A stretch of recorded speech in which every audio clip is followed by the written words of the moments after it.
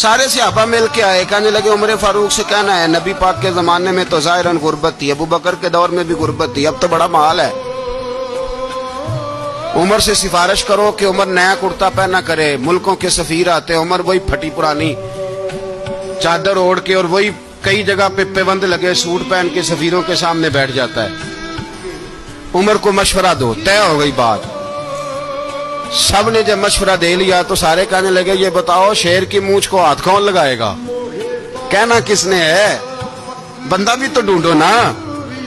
میں کہا جناب میرا یہ خیال ہے کہ مولا علی شیر خدا کہیں گے، کیونکہ جس شخص کی عمر کو سب سے زیادہ حیا کرتے دیکھا وہ شیر خدا مولا علی ہے رضی اللہ تعالی علی کہیں گے، اس لیے کہ جناب علی تو کئی دفعہ جب گفتگو کرتے تھے تو حضرت عمر چپ کر جاتے تھے اور فرماتے تھے علی نہ ہوتا تو میں ہلاک ہو جاتا۔ تو کہا علی سے کہو۔ جناب علی شیر خدا کو بلایا، کس کام کے لیے؟ جی اللہ اکبر۔ یہ ذرا اپنے اس دور پہ اس بات کو ذرا لاکا جناب ان سے کہیں کہ زیادہ نہیں، ایک کرتا نیا پہن لے، سفیر آتے ہیں وزیر آتے ہیں تو ایک کرتا نیا پہن لے۔ حضرت علی کو بلایا، فرمانے لگے کوئی اور بات ہوتی تو میں کہہ دیتا، یہ والی میں نہیں کہہ سکتا، کوئی اور ہوتی تو میں عمر کو کئی دفعہ کہہ دیتا ہوں، جلال میں بھی تو سن، یہ والی میں نہیں کہہ سکتا، میں تمہیں ایک مشورہ دیتا ہوں۔ کہ وہ کیا؟ کہنے لگے سیدہ عائشہ صدیقہ سے کہو، وہ مومنوں کی ماں ہیں، عمر ٹالے گا نہیں۔ اماں جی سے جا کے کہ اماں جی نیا کرتا عمر سے کہیں پہن لیں، وزیر آتے ہیں بڑے بڑے لوگ تو چلو کوئی حرج نہیں۔ اماں جی نے کہا اچھا کوئی بات نہیں میں بلا لیتی ہوں۔ جناب عائشہ نے پیغام بھیجا، جب خادم نے کہا نا مصطفیٰ کے گھر سے پیغام آیا ہے تو 20 لوگ بیٹھے تھے، عمر کانپتے ہوئے اٹھے، کانپتے دوڑے۔ حضرت عائشہ پردے میں تھی تو فرماتی ہیں عمر اتحیات کی حالت میں بیٹھ گئے۔ کہا اماں جی دیر تو نہیں ہو گئی مجھے آنے میں؟ کہا نہیں ٹائم پہ آ گئے ہو۔ کس لیے بلایا تھا؟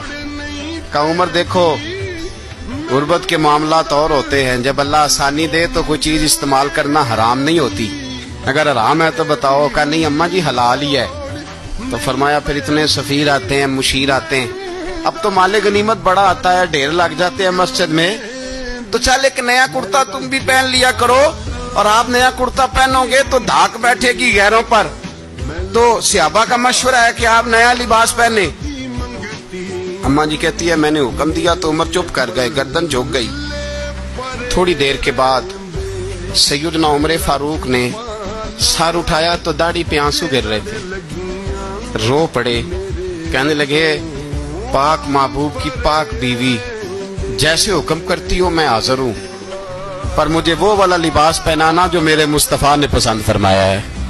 اگر یہ رنگ رسول پاک کا ہے تو میں حاضر ہوں، اور اگر نبی پاک کا نہیں تو پھر جیسے آپ حکم کریں۔ جناب عائشہ کہتے ہیں عمر روئے تو میں زیادہ روئی، میرا پلو بھیگ گیا آنسوؤں سے۔ میں نے کہا عمر آپ جائیے۔ عمر یوں نکلے تو جو صحابہ کھڑے تھے وہ کونے میں تھے، سارے آ گئے۔ کہا اماں جی کیا بناؤ؟ فرمایا بھائی تم سب جو باتیں کہتے ہو وہ اپنی جگہ ٹھیک ہیں، پر عمر جو بات کرتا ہے وہ سب سے زیادہ ٹھیک ہے۔